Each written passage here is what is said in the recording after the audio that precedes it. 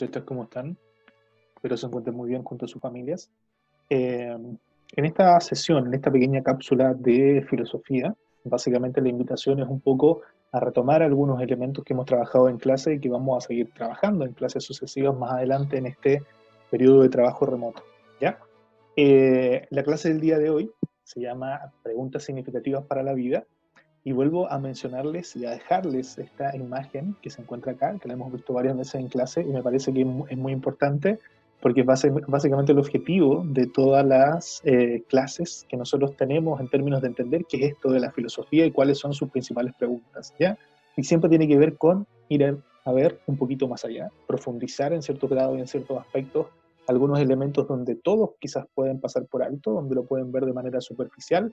Es nuestro deber, con nuestras preguntas, con nuestra curiosidad, con nuestra idea del asombro, ir un poquito más allá, romper de cierta manera con aquello que a veces nos parece un poco lejano o otras veces nos parece obvio y evidente. Y usted sabe que nosotros en filosofía, cosas obvias y evidentes, muy pocas, casi ninguna.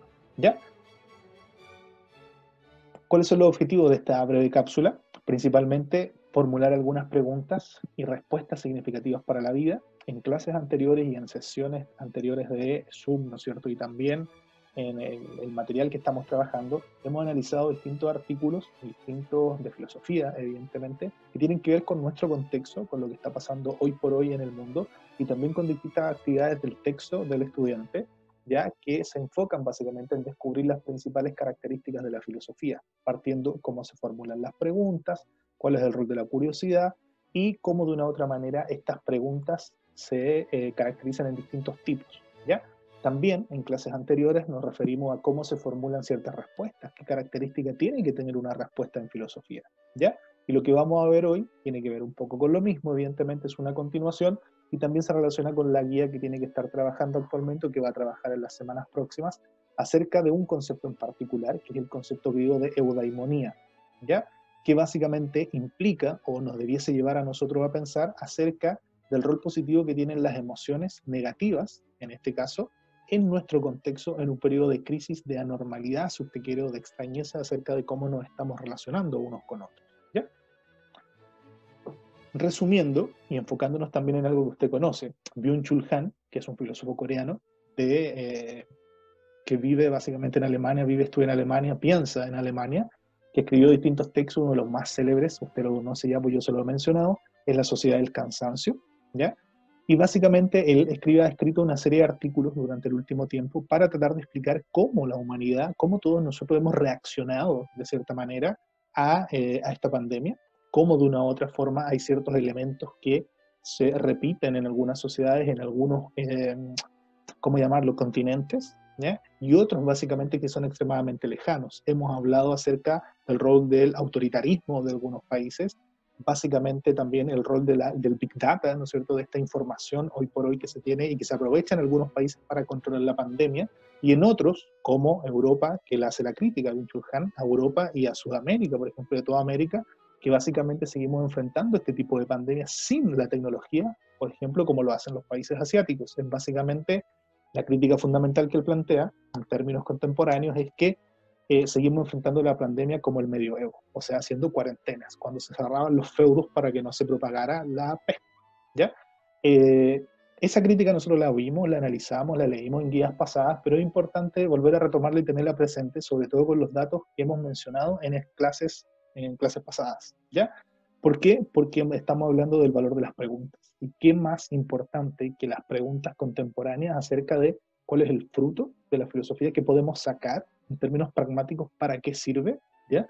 Y todas estas preguntas tienen que ver con nuestro contexto, tienen que ver con el ahora, no tienen que ver con algo exclusivamente que le pasó a los griegos 2500 años atrás, sino que tiene que ver con lo nuestro, ¿ya? Este texto usted lo conoce, solo lo coloco, perdón, para recordar algún elemento, porque nosotros podemos afirmar o hacer una pregunta y desde esa perspectiva podemos darnos una respuesta. Y es muy importante que lo entienda, también los compañeros, ¿no es cierto?, que no han podido asistir a las clases, preguntarse este tipo de cosas hoy. Las preguntas tradicionales en filosofía, como la hemos visto en clases anteriores, no son solo las mismas tradicionales de siempre, hablar sobre el sentido, sobre qué es la realidad, o cuál es la verdadera realidad, cuál es el origen de todo, cómo debe comportarse un ser humano, que son preguntas tradicionales. Pero, por ejemplo, preguntarse, ¿la muerte es democrática? ¿Nos afecta a todos por igual? Centrémonos en este texto brevemente. Él plantea, por ejemplo, que el coronavirus está mostrando una vulnerabilidad importante, que la mortalidad humana no es democrática, ¿ya? Sino que depende de qué estatus social o a qué estatus social pertenezca cada una de las personas que lastimosamente ha fallecido, ¿ya? En todo el mundo. Y uno puede extrapolar esto a todo el mundo, pero nosotros tenemos que pensar en nuestro contexto, en el contexto chileno, ¿ya? Y ahí es donde él afirma que la muerte no es democrática. ¿Por qué? Porque el COVID-19, afirmaba Byung-Chul Han, no ha cambiado nada al respecto. La muerte nunca ha sido democrática, o sea, el COVID no es un paréntesis, siempre ha sido así, plantea él, ¿ya? La pandemia en particular pone de relieve los problemas sociales, los fallos y la diferencia de cada sociedad, que han existido siempre, ¿ya? Con el COVID-19 enferman y mueren los trabajadores pobres, plantea Han, ¿ya? De origen inmigrante en las zonas periféricas de las grandes ciudades, él vive en Alemania, ¿ya? Tienen que trabajar. El teletrabajo no se lo pueden permitir los cuidadores, los trabajadores de las fábricas, los que limpian, los vendedores o los que recogen basura. Los ricos, por su parte, se mudan a sus casas en el campo o viajan en helicóptero a comprar pescado, ¿no? Como vimos acá en Chile. Esta cita, que usted conoce, es muy importante que la entienda, la vuelva a entender y la analice en la tranquilidad de su hogar, conversando en familia, porque esto, si nosotros lo extrapolamos y pensamos dónde surgió este pensamiento y esta crítica, de un pensador, de un filósofo vivo, actual, contemporáneo, que está escribiendo, y uno lee la cita sin mencionar que es de Byung-Chul Han y pensaría que puede ser un diario perfectamente chileno. Esto se puede haber escrito en Chile el último día, ayer, antes de ayer, porque es precisamente lo que pasa. Solo algunos pueden hacer teletrabajo, la gente que tiene trabajos, por ejemplo, que no se pueden realizar de otra manera que no sea presencialmente, son básicamente los que han tenido mayor grado de contagio, ¿ya? ¿Y por qué? Porque su pobreza, su necesidad en términos socioeconómicos, ¿ya? Es lo que nos obliga de cierta manera y el sistema, de una u otra forma, no ha logrado todavía en términos políticos y sociales salvaguardar la salud de esa familia, ¿ya? Recordará usted este gráfico. ¿Sí? Este gráfico que nosotros debiese ponernos en contexto y de relieve algo muy importante, porque nosotros tenemos que reflexionar sobre nuestro contexto, tenemos que pensar cómo de una u otra manera este tipo de temas debiese importarnos, no porque aparecen en un programa de estudio, porque está pasando ahora, en este contexto, y hacerse las grandes preguntas en este contexto es quizás lo más relevante de todo esto, ¿ya? Este gráfico muestra la tasa de mortalidad por cada 100.000 habitantes de cada comuna, ¿ya? ¿Cuáles son las comunas que tienen la mayor tasa de mortalidad? Las comunas más pobres. Esto es solo relativo a la región metropolitana. Entonces, ¿por qué? Si uno piensa el texto de la afirmación de Han recién, ¿no? ¿Por qué ocurre esto? Porque se ven, ¿no es cierto?, en la necesidad, estas personas ante la falta de ayuda, ¿ya?, del Estado, de las empresas, de todos, se ven obligados a salir a trabajar, aun cuando eso implique riesgo de contagio. Y no solo riesgo de contagio, riesgo de muerte, como lo demuestran estas cifras. O sea, 146 personas de cada 100.000 fallecen en La Pintana, mientras en Vitacura, Las Condes y La Reina no pasa de 40. Eso es un indicador que debemos considerar. Ahora, podemos hacer mucho o algo al respecto hoy, analizar, informarnos, prepararnos para el futuro, ¿ya? ¿Cómo podemos cambiarlo? Ese es el trabajo y esa es la gran pregunta que tenemos que hacernos nosotros de aquí en más. Lo primero es informarnos y pensar posibles soluciones, ¿ya? Y ese es nuestro rol desde el punto de vista de las humanidades. Informarnos, analizar, cuestionar y tener claridad acerca del panorama que nos toca vivir hoy por hoy, ¿ya? Eso primero en términos contextuales. Pero hay muchas otras preguntas tradicionales que usted se puede hacer y se está haciendo. Por ejemplo, lo relativo a la existencia de Dios. Es una pregunta tradicional que en filosofía vuelve constantemente y es una pregunta que a todos los seres humanos nos aqueja, nos ha aquejado por mucho tiempo y nos va a seguir aquejando. Porque siempre está esa idea ahí rondando, ya sea por aspectos culturales, ¿sí?, ya sea por nuestra formación, ¿no es cierto?, de descendientes, si usted quiere, al menos el idioma, ¿no es cierto?, que hablamos muy culturalmente del cristianismo español, ¿ya? Por tanto, siempre es una cuestión que está, ¿sí? Entonces, las preguntas filosóficas, ¿sí?, asociadas con Dios en este caso, tienen distintas salvedades, porque algunas en Dios hablan solo de la existencia, si existe o no, otros hablan acerca de cómo podríamos justificar, ¿ya? Y en este caso, por ejemplo, este pensador Epicuro, ¿ya?, en el siglo III a.C. postula lo siguiente: cuestionando la existencia de Dios, pero solo enfocado en el contexto del mal. Y plantea este siguiente dilema, que es importante que usted analice. Dice, o Dios quiere quitar el mal del mundo, pero no puede, o puede, pero no quiere, ¿sí? O puede y quiere, ¿sí? Si quiere quitar el mal del mundo, y no puede, es impotente.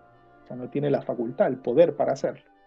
Si puede y no quiere, no nos ama. ¿Sí? O sea, si tiene la potestad, tiene el poder de quitar el mal y no lo hace, no nos ama como humanidad. Si no quiere ni puede, no es el Dios bueno. ¿Sí? Y además es impotente.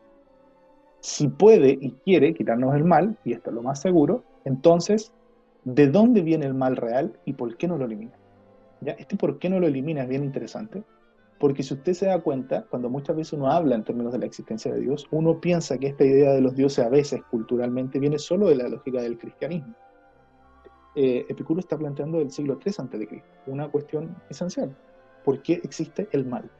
Se puede afirmar la existencia de Dios en términos de si existe el mal o no, y si existe y tiene la potestad de quitar el mal del mundo, ¿por qué sigue existiendo? Eso es un dilema. Esto es un dilema inicial en términos de Epicuro para plantearse el problema de la existencia de Dios. ¿Qué tiene que ver esto con todo lo que acabamos de mencionar anteriormente, ¿no? Que las preguntas tradicionales y las cuestiones esenciales en filosofía están presentes en la tradición por completo y van a seguir estando. Ejemplo, lo que acabamos de decir con Byung-Chul Han, ejemplo, esta pregunta acerca del Dios y por qué existe el mal. ¿Ya? Abierta nuevamente. Pero también existen preguntas clásicas que a la vez son contemporáneas, ¿ya? Como es la que usted debiese estar trabajando en este momento en la guía, acerca de ya no solo lo relativo a la crítica de Byung-Chul Han en términos sociales, acerca de formular preguntas filosóficas contemporáneas, sino también a centrarnos en algunas preguntas clásicas que tienen consecuencias o se merecen una interpretación contemporánea, como es el caso de este concepto griego que es la eudaimonía.